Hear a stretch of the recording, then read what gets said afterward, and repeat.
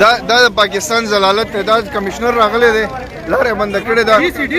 خلکو دا ډاکټر صاحب د دې د ایمرجنسي پرته ده زما جی کورونا ډیوټي ده نایټ زما کورونا زه روان وم چمسي ته زه فاین هم کړم 500 روپۍ هم رانه واخیستې رسید هم رانه کړو رانه وتښتې وایي تا ته به رسید په افس کې میلاویږي ما نه 500 روپۍ واخیستې وتښتېدل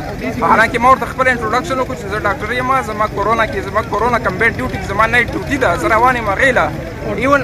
ما ته وایي چې تا زه په دې فاین کوم چې تا ماسک نه دی لګوی حالانکې زه اے سي ګاډي کې ناست وم اے سي ګاډي کې ماسک زه څنګه ولګوم ما په شیشې باندې یوازې کس په ماسک چاته لګوي یو قسم نه دی لاندې ټاپ ټو سچو ډونټ ټاپ ټو می بالکل هغوی دا دغه ویلو ما ته رسید هم رانه کړو وایي ډاکټران له موږ لار ورکوو په دې کې به ډاکټر له کومه لار ورکوي په دې کې هلیکاپټر دی یا جهاز دی په کومه به لار ورکوي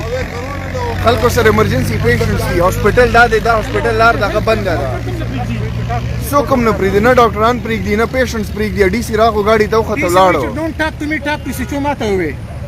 ما ورته خپل انټروډکشن وکړ دی چې ډونټ ټاپ ټو می ټاپ ټو سچو هغه لاړو دا پاکستان دی که نه زه خو په دې حیران یم چې دا ډي سي جوړ شوی څنګه دله مینجمنټ نه ورځي نه دا مینجمنټ کیډر باندې دی راغلی دلته کې جابس کوي ټاپ ټو می چې انټروډوس مای سیلف چې ام اسوسییټ پروفیسر ان هی سیټ دس از جست ټاپ ټو دی سچو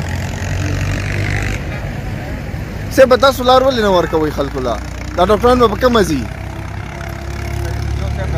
ایسوچو صاحب سره خو ځان لغم په کومه راشي ته لار خو که که نه ته راشه لار وکړه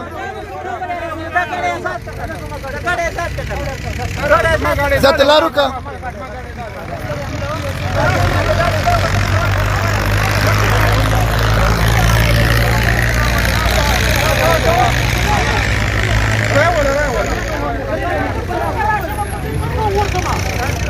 مړه خو دې ته وګوره وایي داسې راشه څنګه راشي